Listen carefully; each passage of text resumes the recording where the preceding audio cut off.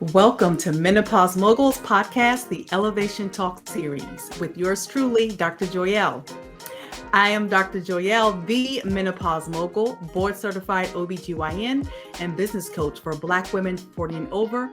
And my mission is to educate, embolden, and empower Black women and other women of color in their journey through health and careers. This is a space for Black women and other women of color to share their compelling trials and tribulations in their health and or in their careers and businesses. This is where we recognize the humanity of Black women and show how Black women continue to elevate despite midlife challenges and changes. Hello. Welcome back to another episode of Menopause Moguls with Dr. Joyelle. I have a special treat for y'all today. I cannot wait till you meet Joia Jefferson Nuri. Let me introduce you first. So Joia Jefferson Nuri is a highly skilled and a certified executive leadership coach who specializes in working with female executives. Using positive psychology and a focus on overcoming self-doubt, she helps her clients tap into their true potential and achieve their goals. Her impressive client list includes leaders from the tech industry, associations, higher education, and investment companies, each highlighting her expertise and success in guiding individuals to reach their zone of genius and break through any self-imposed limitations. She is an accomplished and multifaceted professional with a background in human rights communications, strategy, and extensive experience in the media industry. Joia's impressive career includes testifying before Congress, delivering keynote addresses, writing TEDx talks, and holding influential positions at NBC News, CBS Evening News, NPR, PBS, and C-SPAN. So please give a warm welcome to Joia Jefferson Nuri. Hello. I'm so glad to be here. You know, whenever I hear anybody talk about my resume, it looks like I can't keep a job. I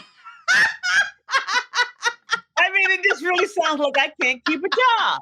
But no, really, all of those things spanned over a number of years. Yes. It wasn't over 5 years. Right. But we're going to get all into that. We're going to let the people know how you got from where you started. So let's start there. So you actually were the first Black woman to serve as technical director for the CBS Evening News and Face the Nation. I was indeed.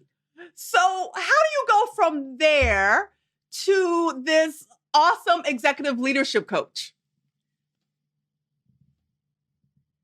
That's a great question.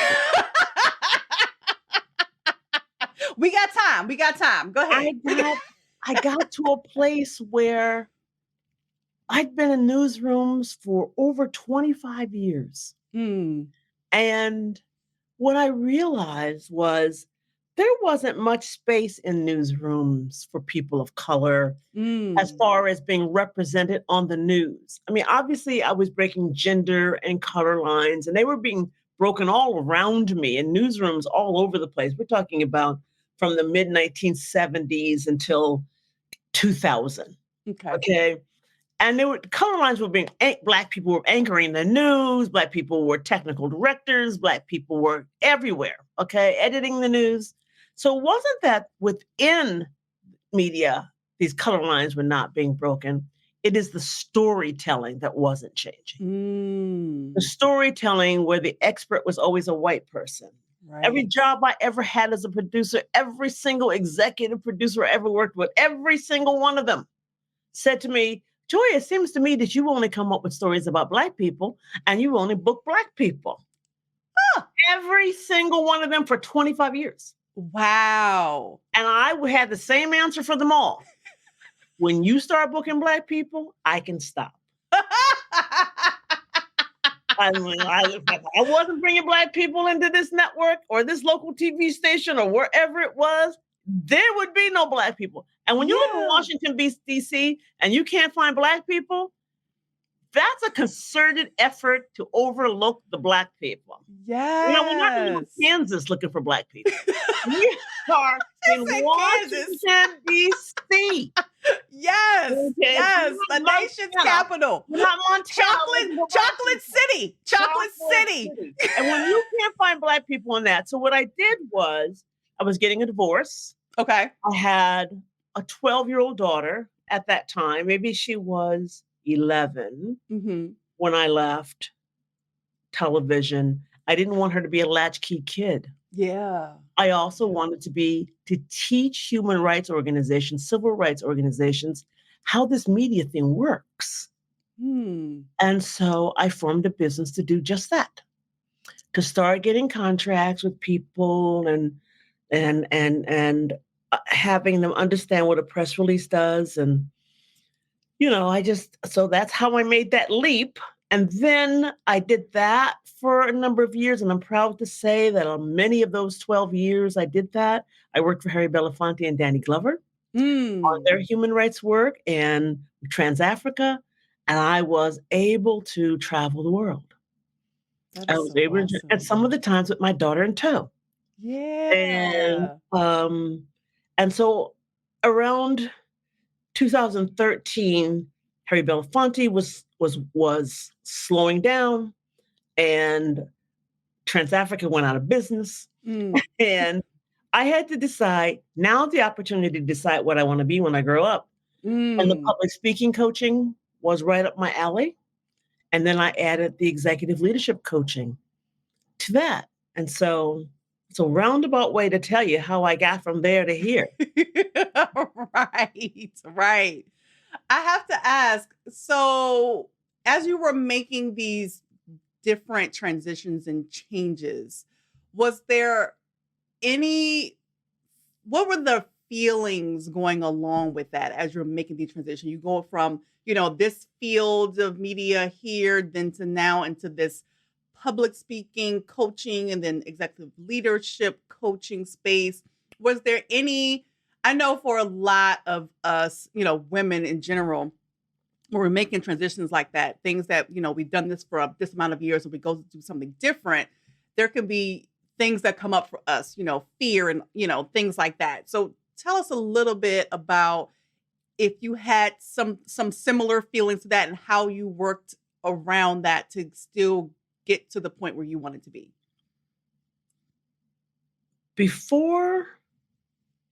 It's only been in the last 15 years, 12 or 15 years, that I do anything without fear. My inner critic was brutal, just absolutely brutal. I was never smart enough. My parents didn't have college educations. I wasn't white enough. I wasn't pretty enough. Every single thing came with this obstacle.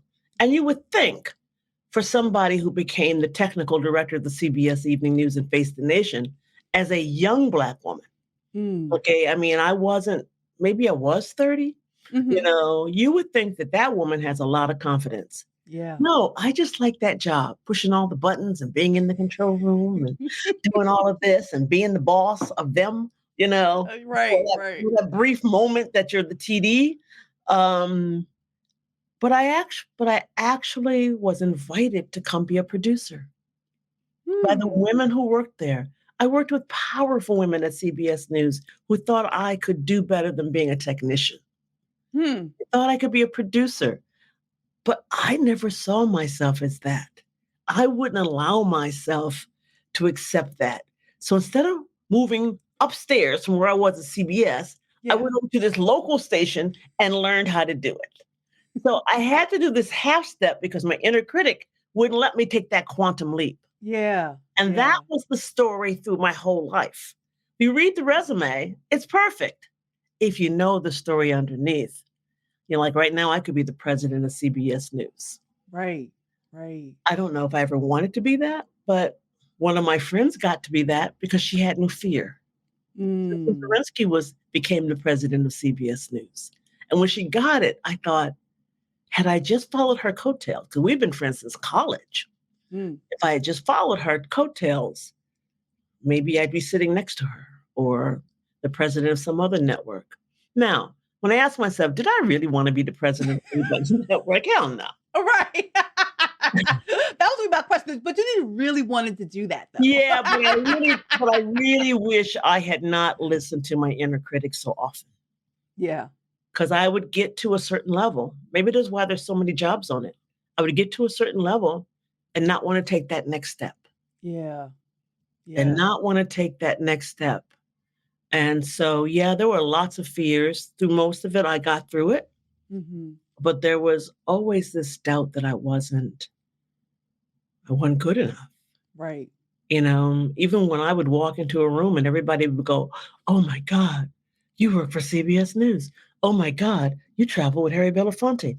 I would still go, Yeah. Yeah. So, yeah. Yeah. Yeah. And it wasn't until the last, I'd say 12 years that I come out of that. Right. Yeah. Right.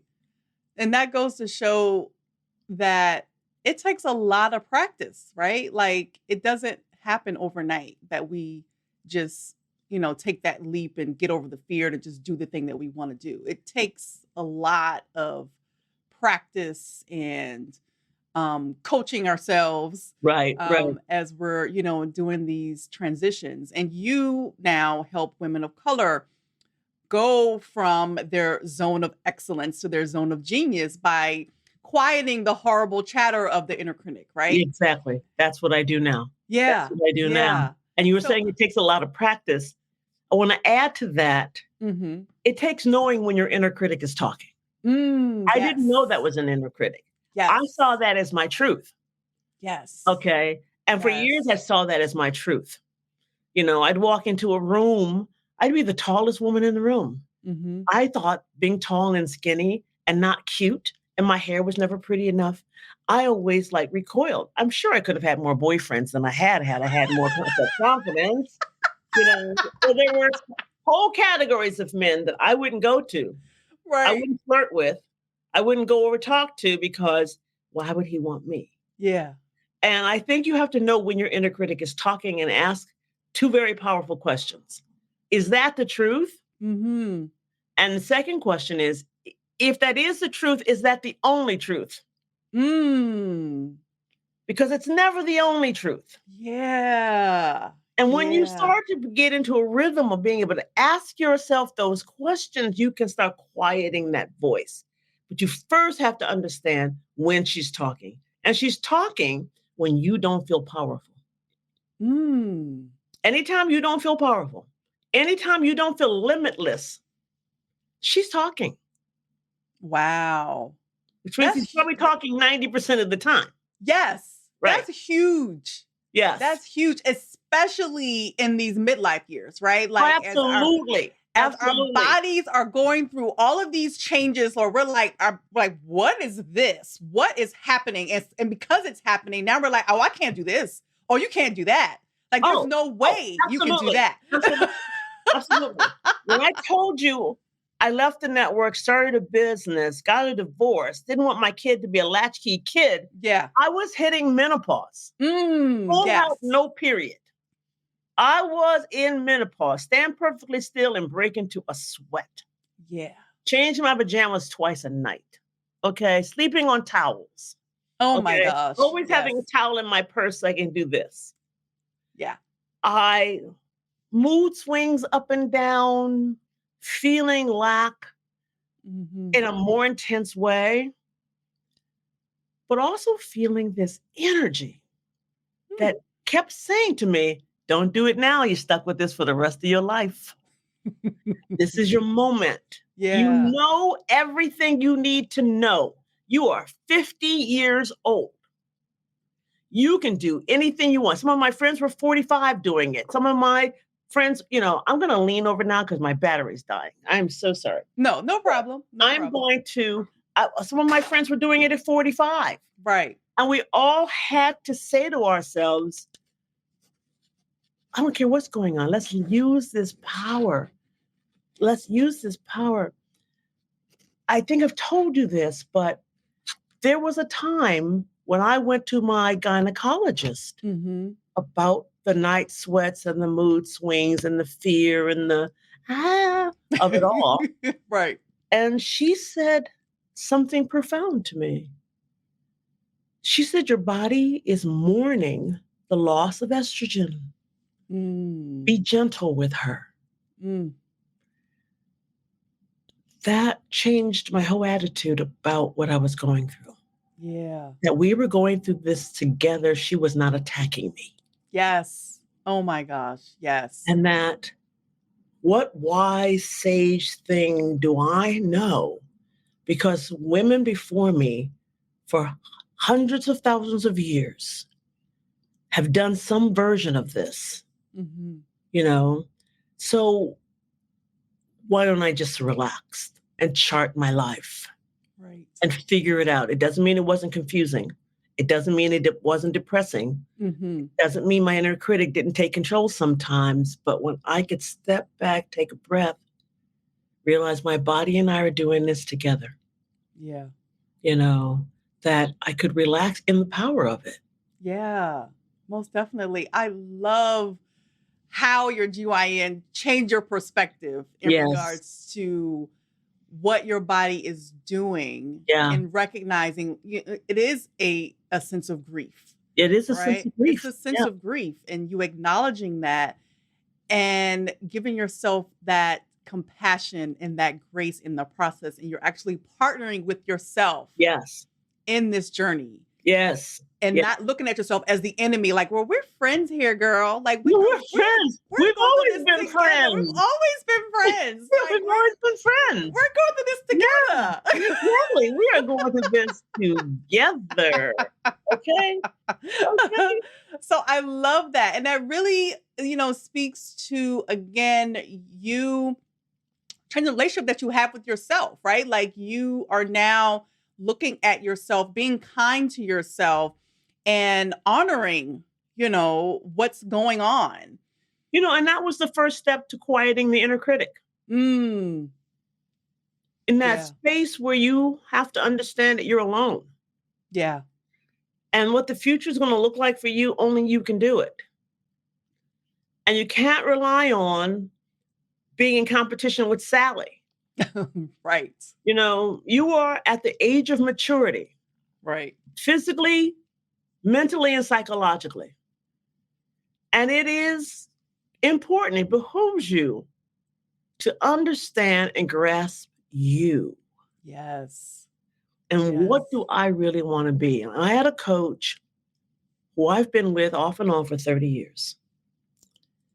And, like most people who are in trouble, you take your medicine, you feel better, and then you stop taking the medicine.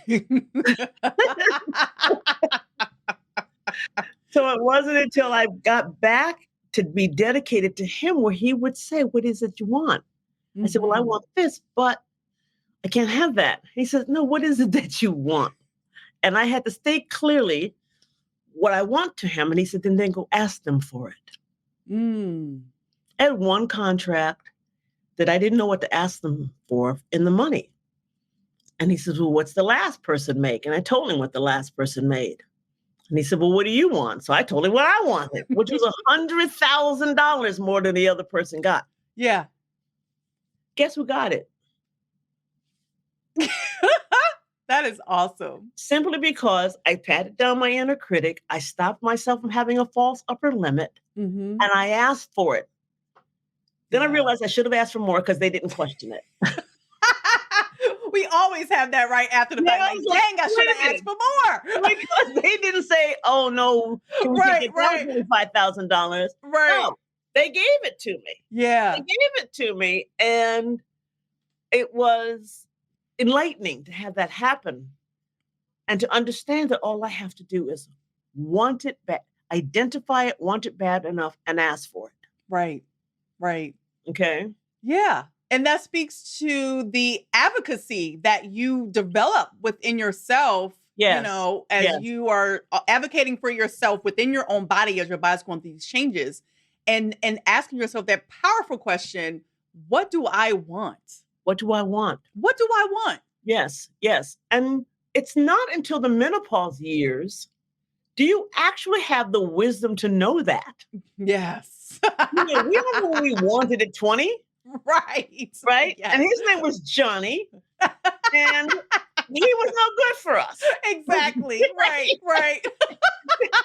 We all know what we wanted at 30. We all know what we wanted at 40. It's only until you get to the menopause. I don't know if that's a God-given coincidence. If it's just a plain coincidence that it's not until you get to your late 40s, 50s, 55?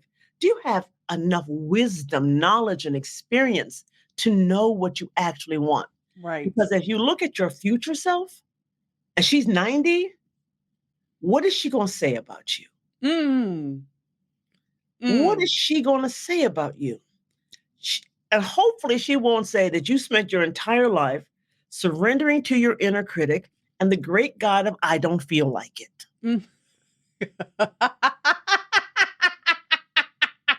Those are the things. There's only two things. Two things. Did you surrender to your inner critic and did you surrender to the great God of I don't feel like it? What is your 90-year-old self going to think about what you did? Yeah. And for me, that's a huge motivator for me. What is my 90-year-old self going to say? Because that's also what will my grandsons say about me when they're in their late 20s, early 30s. Yeah. What are they going to say? What are they going to say? Right. What are they going to say? You know? Legacy. And what do I want my legacy to look like? And I don't want it to look like it's in fear. Right. And I don't want to say, I wish I had a. I wish I coulda, shoulda. No. All of that. No, I don't want to teach the lessons from if I had only listened to myself. Right. I want to teach the lessons from when I did listen to myself. This is what I was able to do. I was able to take the two of them to Disney World for a week, 8 days, paying cash. Nice. Simply because I made a commitment to myself and the lifestyle I wanted. Yeah. And I did that in my menopause years. Yes. That is powerful. And the other power word that you used was listening. Listening to yourself. Taking that time to just take a pause and like, okay, again, ask that question, what do I want? And then listening to that, moving forward and taking action on that. And the first things that will come up when you say, what do I want, will be why you can't have it. Yeah. Talk about that. Why you can't have it. Nobody in my family ever did this. Yes. I don't know anybody else who did this. Yes. Only white girls do that. Okay. Only this does that. I don't have the education for that. Okay. That would be like, right now, if I decided I wanted to be an astronaut, the only thing that would stop me is the age limit of NASA. Right. If I actually wanted to invest my time in the geometry, the math, the engineering of it, I could master the thing. My only limitation is the physical thing when NASA would die laughing. Okay. So I want to say that your limitations belong to you. Yeah. Belong totally to you. And you can't allow those things that keep telling you what you can't do be in charge. Yeah. Be in charge. You have to set your intentions without the false upper limits. And you said earlier about moving from your zone of excellence to your zone of genius. Here's the difference. I'm very sorry about that. That's okay. I'm very sorry about that. About moving. We are all excellent. We're all excellent. And whatever we're doing now, and whatever job we have now, if you're listening to this, you're excellent. Yeah. You're going to be more excellent after that class. You're going to be more excellent after 2 years experience at it, but you're excellent. Genius means it's like a Tai Chi move. Your life is like ease. You move from place to place in total ease. You move from place to place, not worrying about what the circumstances are, what the dirt is below your feet right now, knowing that there will be dirt there when you take your next step. There will be abundance there when you take your next step. You wake up every morning in a place of peace and non-anxiety. You Tai Chi it, you move with ease, you yoga it. From one place to another, one strategy to the next, one job to the next. You're the CEO. You now want to be an entrepreneur. You do that without going, but how am I going to make money? Right. You're like, I'm going Yeah. to make the money. I just have to sit still in what I call my sacred rest and chart it out. Yeah. Chart my future out in my pajamas in my bed with a sketch pad on my lap. Where I'm most comfortable, there's a cup of tea next to me. Mm-hmm. And I chart the next moves. And then I make a to-do list for all of them. Mm-hmm. And if I just stay dedicated to the to-do list, add more when it's needed, check things off when they're done. Right. I stay in the peace. And when circumstances look like it's falling apart, I say to myself, well, that happened. Hmm. Mm. And then I just keep moving on. Mm. Okay. And that's the zone of genius. Yes. Which is like that's peace. Peace. That is totally like living you said, life be y'all, life be life, and y'all know life be lifing. Life be lifing. But the attitude should be, well, that happened. Right. Right. And don't apply any other energy to it. Yes. Don't make it bad. Most things don't make good. Right. Because, anything could happen. I'm going to tell you a quick little story that I tell clients. One day there was a bird and outside of a factory, and it had a broken wing. Mm-hmm.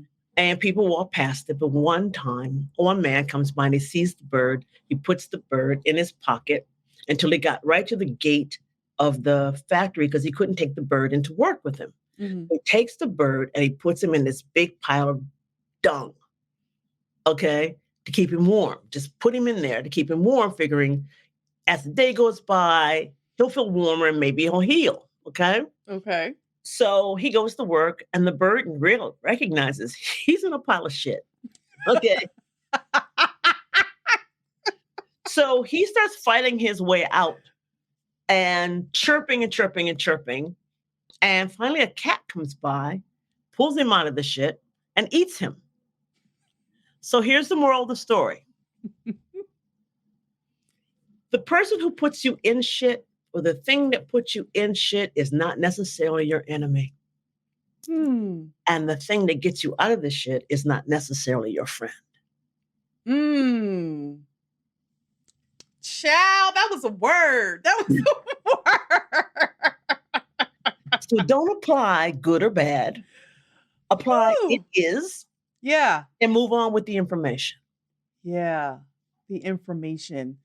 And I coach my clients around when they are experiencing the symptoms that they experience, it's really important to change your response to it. Exactly. Because hot flash, oh my God, I have a hot flash. Like all the, and like you said, hot flash. Okay, this is a hot flash. What do I need right now? Do I need to drink a water? Do I need to sit down? Do I need to sit down? Right. Do I need to take a pause? Right. Exactly. Maybe I honor the genetics of me and Eve and all the way through. Right. And say, this is when I'm going to sit more. This is when I'm going to contemplate more. This is when I'm going to meditate more. And then we have to start getting all the people around us, our spouses, our male friends, our bosses, the office mates, to honor this rite of passage. Right. As opposed to making jokes about it or you hiding behind it. Like, this is where I am right now in life. I'm still smart. I'm still brilliant at what I do. I can still be the boss. I can still be your mother. I can still be your wife. I haven't lost my mind. Right. Okay? Right.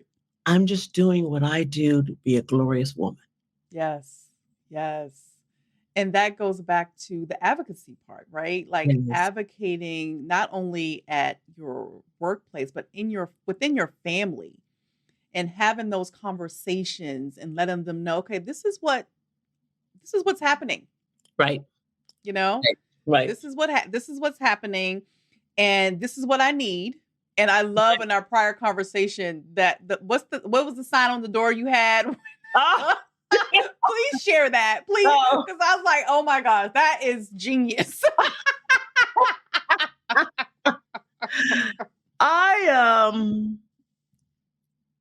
As stated before, married, and there were 3 kids in the house. Mm-hmm. And there were times when I didn't want anything to do with any of them. Nothing. And so I would go into the bedroom and lock myself in. But, they would, needless to say, knock. Right. Ma! So I finally got a big poster board, like you do projects in school. Right. A magic marker. And I wrote on it in big letters, unless your problem has created blood or flames, don't bother me. And I put it on the door. And you hear the kids run up the hallway, get to it and stop and go back. Right. I had victory when I heard my husband's footsteps coming up the hallway, him pausing at the door, and then his footsteps walking away. I love that. I love that. I really should patent that, sell it on Amazon. Exactly. You really should. Unless your problem has created blood or flames, don't bother me. Do not bother me. Right. Do not bother me. Right.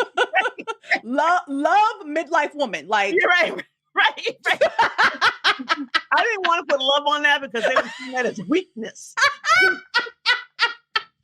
I was committed. Just silence. You hear me? I was committed. Somebody could have come and they kidnapped them all. I'm like, I'll call later. Yeah. We'll get them later. Right. We'll get them back. Maybe we won't. Yeah. But I love that. And like I said, it's so important for us, as moms, as wives, as women, really being committed to taking our time. Yes. To ourselves, creating that space for ourselves. Because, nobody understands how important it is. Or they give lip service to understanding the importance of having a strong woman.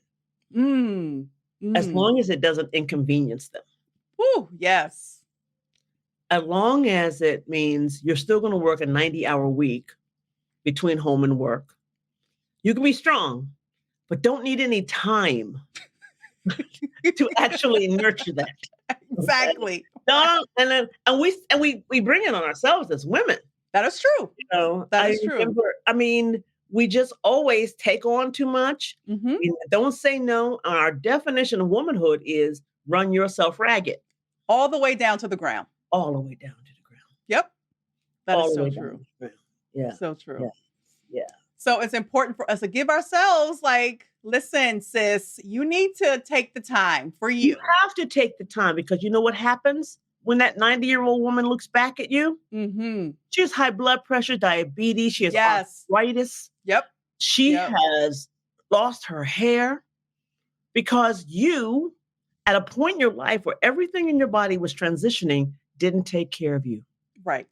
Exactly. You didn't keep up with your doctor's appointments. You didn't take the vitamins. You didn't get to the gym. You didn't drink enough water.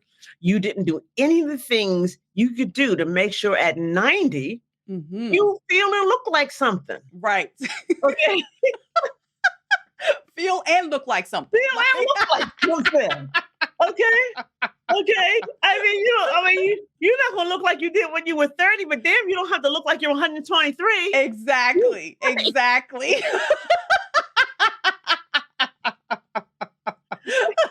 So important. Yes. So important. Yes. And what you described is part of our self-care, right? It is mandatory. It's mandatory. And people feel like, self-care. And we really have to redefine what self-care looks like for each of us. It's not, we got to, and I have to admit, for me, when I started my journey perimenopause, I'm going to do some self-care.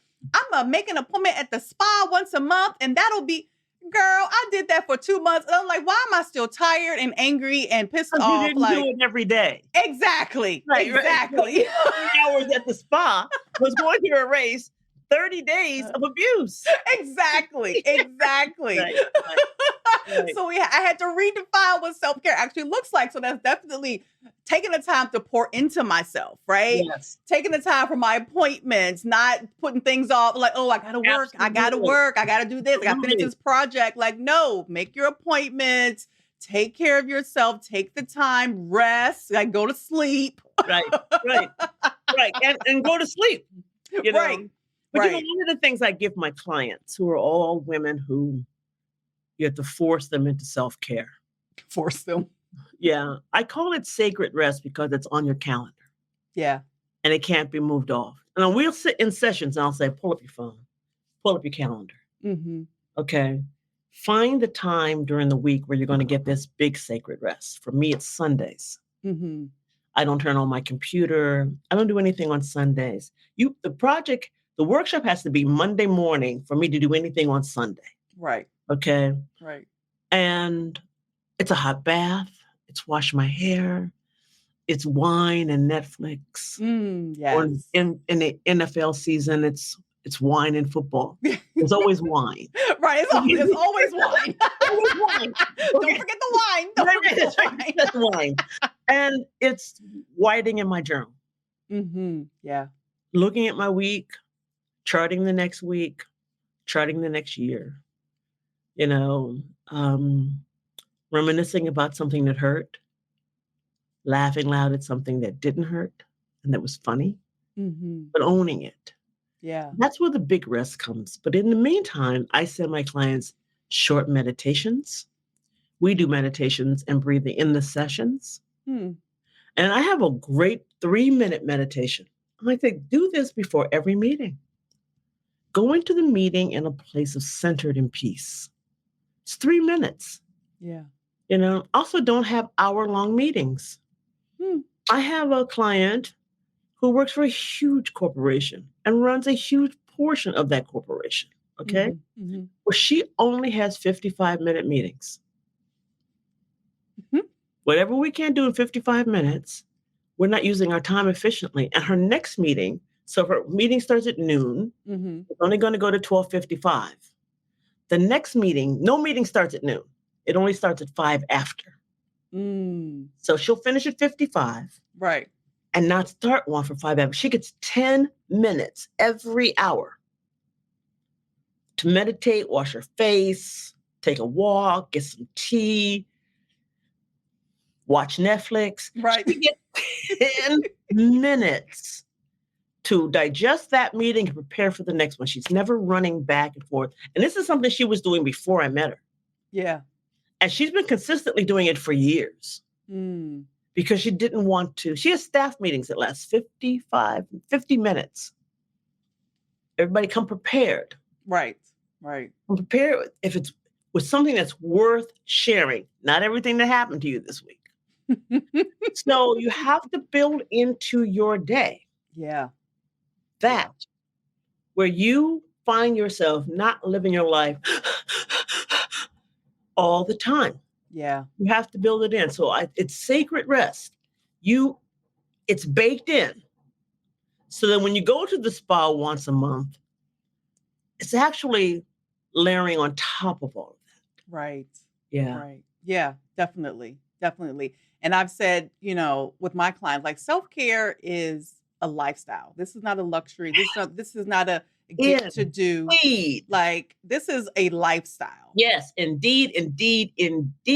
So definitely focusing on, like I said, putting those layers to it where you are taking every opportunity every single day. Every single day. That you're appointed. Like I said, it doesn't have to be a long time. It can be 3 minutes. It can be 5 minutes. 3 minutes. Right. Right. Just sitting and taking deep breaths. It could be that. It could be looking at your calendar and clearing off everything except those things where somebody's going to die. It's called management. It's called the 1-minute management. You take it off your desk as soon as you can. You give it to somebody else to do. You want to respect her time to relax too. Yes. You want to be in the sisterhood in your office. in your entrepreneurial adventure so that you all can enjoy this beautiful rite of passage together. Yeah. Yeah. So, yeah, it's just really committing to that. Yes. And I think we all, have to learn to do that. Like you said, to survive, basically, because if we don't, like you mentioned before, like we have high blood pressure, we get diabetes, we Stroke have out. Stroke. Exactly. Right. Stroke, like Right. all Right. the things. All So the things that really, can generally be prevented. right. Exactly. If you're keeping up with your appointments, if the doctor gives you a pill, take it. Mm-hmm. If he says exercise, go do that. Mm-hmm. And nobody's asking you to train for a marathon. Right. You're talking Right. 30 minutes, 30, 40 minutes, 3 times a week. Mm-hmm. Yep. No, people aren't asking you to do too much, but generally we surrender to the great God of I don't feel like it. And our inner critic says, girl, you ain't gonna never lose that 20 pounds. So you don't do it. Don't do it. Go get some more cookies. Exactly. That'll make us feel better. We'll die young, but we will feel better. Exactly. Oh my gosh, that is so true. That is so true. It also makes it fun to have fun with your inner critic when you can identify her. Yeah. Identify it.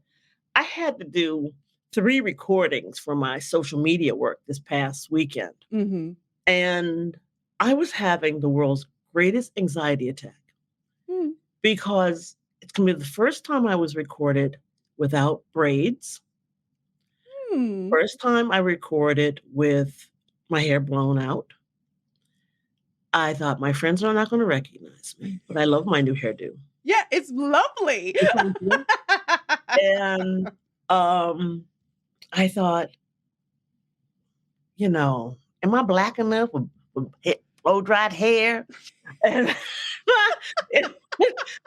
what do I wear? People see me in that. Yeah. Okay. Yeah. Maybe it's not recorded on my camera. I should hire somebody because, Right. I was the technical director of the CBS Evening News. I think I can run a camera. A little something. I know a little something about this and editing. A little something. Right. The technology has changed, but the principles have not. Yes. Okay. Yes. So I finally, in the mirror, putting on my makeup, had to look at my inner critic, who your inner critic is always a child, and she's the child where she started. So mine was 6, 7 years old. I looked at her and I said, all right, girlie, go sit down over there in the closet because we got stuff to do. Whatever this is, right. This is what it is. Yes. Okay. Yes. So you go sit down, play in the closet with your little self. I got stuff to do today. I got stuff to do. And I can't be bothered with you. When it's over, we'll have cookies. Right. So you can have fun. Yes. After you get a hold of it, after you know when she's talking, after you can stop her before she's been yammering at you for 3 hours, right? Then you can have fun. Yeah. And then occasionally she'll be your ally. Right. She'll be like, I'm a big girl. I'm gonna help you here. Yeah. But generally, she's so afraid I'm gonna do something that will make her homeless. Right.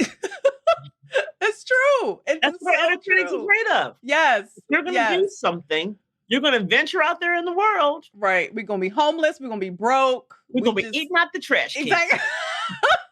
Exactly. Yes. It could be any minute now. Right. But yeah, I love that idea that she does not have to be your enemy. She can definitely be an ally. She can be an ally. Yeah. She can be an ally. Yeah. But you have to put her in her place first. Yes, exactly. She can't think she's running the whole show. Right. Yeah. And then there's the great God of I don't feel like it. Right. Her buddy. Her buddy. Exactly. Her buddy. Her buddy. Her first cousin. Exactly. Right.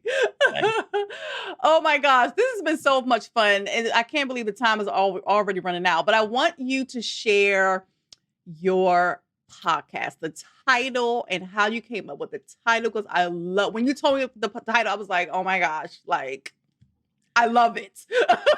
Okay. So please share with the audience what your podcast and in what they can find listening to your podcast. Okay.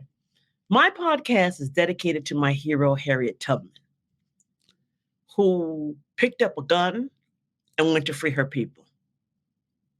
That's me.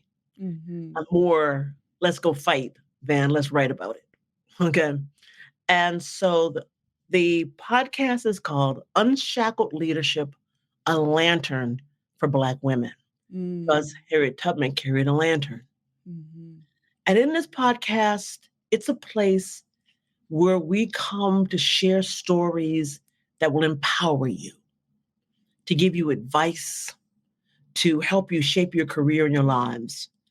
We're in our second season, and we've already covered how to get a bank loan while you're Black. We have talked about branding yourself. Okay. Upcoming shows before we end the season are going to be the importance of your good girlfriend.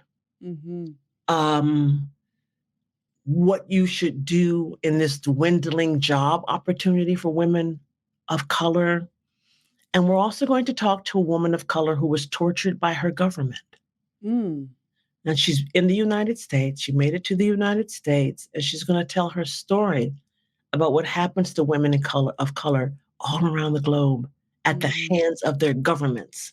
It sort of feels like America in 1932. You were definitely free, but you were definitely not safe. Right. Yeah. So it's a place where you can come and listen. Unshackled Leadership, a Lantern for Black Women. And you can find it on Apple, Spotify, or anywhere you get your podcast. Yes. And also we have an upcoming show with a woman named Joia Ballard. And that show is entitled The Power of Your Menopause. Yes. So everyone, please follow, subscribe to her podcast. It is amazing. And I love the stories that she's covering. And yes, I'm going to be on it. So yes, definitely listen. Yes. But Joelle was listening before she was going to be on it. So right. I was.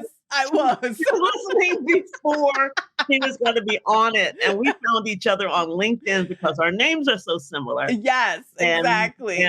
And grew to respect each other. Yes, most definitely. So because we know that all joys are dope, right? Like all joys are dope. I'm Joyelle, she's Joia. Like we have to connect and be friends because that's the way it is. You have time for me to tell you a 1.5-minute story? Yeah. Maybe 10 years ago, I got a Facebook note from someone asking me, someone they called Joia Jefferson, not making a connection to my name at all. Yeah. She asked me, was I on BET in 1987? And I thought, what an odd question. Yeah. This is some kind of thing. So I ignored it. Weeks later, she comes back and asks me the same question. So I answered yes. So then on a private message, she says, my name is actually Joia Jefferson, my maiden name, spelled exactly the way I spell mine. Oh. Her mother was in delivery and labor watching BET News when I anchored the news and named her after me. OMG. Wait a minute, it gets better. She posted all of this story on Facebook, and all these other Joyas chimed in and said, my mother named me after some woman on BET. My mother named me after some woman on BET. So I think there's 7 of them. Oh my gosh. There are 7 in total. There's 6 or 7 of them. Yeah. And I mean, we have Joia Jefferson, Joia Washington, Joia Ford, Joia McCrary. We have Joia Johnson, all these presidential last names. Okay. And every so often we talk back and forth on Facebook. And they all got their names from watching me on BET. That is for 1 year. Oh, that is the year. Oh my gosh. And you look inspired. So many names out there. That is. I am telling you. And one of them has picked up and lives in Brazil. Wow. Yeah. And And so now that's my Joia story. Yeah, Yeah, that is yeah. so awesome. That's beautiful. That is so beautiful. Thank you. I appreciate that. That warmed my heart. Yeah, And most then when there was a definitely. whole bunch of them, I can imagine. yeah, Yeah. yeah. So Joia, how can women work with you? They're out here being CEOs. They want to elevate. Like, how do women work with you? Or they want to be a CEO, or they're sick of being a CEO and they want to be an entrepreneur. Mm-hmm. My website is inthepubliceyecoaching.com. Inthepubliceyecoaching.com. And there you can hit Let's Talk. You can see everything I do. Mm-hmm. Then you hit Let's Talk, schedule a free consultation. You can find me on LinkedIn at Joia Jefferson Nuri. There's also a link there to schedule a free consultation. Awesome. And or all that will be in the show notes. Yeah. Joia. To get in touch with me. Exactly. And all the information will be in the show notes. So don't you worry. And definitely just call me and I'll let y'all know. Yes. All right. Let's do the rapid fire questions. Okay. Oh, my goodness gracious. So the first question is, what brings you joy? Joy. Well, young wine. What brings me joy? My grandsons would call me every evening at dinner time to talk to me. Oh, I have to admit, last night I didn't answer because I needed a moment. They live in different places than I do. Gotcha. And being able to finish a yoga class without stopping. Nice. You're able to get through the entire 50-minute class without needing a breath. Awesome. That brings me joy. Yeah. Awesome. All right. What's one piece of advice you would tell a woman who is now entering menopause and want to do some big audacious things like either start a business or get a promotion in the C-suite? Like, what would you tell her? The beauty of menopause, it is going to force you to pause. Mm-hmm. You should ask yourself constantly, what's the purpose of the pause? And use that space to build. As I said earlier, your body is mourning the loss of estrogen, and you're on this journey with her together. You don't have to fight at it. You don't have to swing at it. You don't have to be sad. But you can say, I'm fueling up for my next step. What's the first step I have to make? Write down my strategy. Write down my intention. Write down my to-do list and bring a towel and pat your forehead while you are executing your to-do list. I love that. And the last question is, I am blank years old and my superpower is? I am 70 years old and my superpower is my smile. And it's a beautiful smile. Thank you. If you are not looking on YouTube, you're just listening. Y'all need to come on YouTube and come look at her beautiful smile, her joyous smile. Oh my gosh, Joia, thank you so much. This conversation has been more than welcome. So amazing. You are amazing. I honestly feel blessed that we were able to connect on LinkedIn and being able to have these conversations with each other on your podcast, my podcast. And before we did any podcast, well, we were just talking back and forth. Exactly. Right.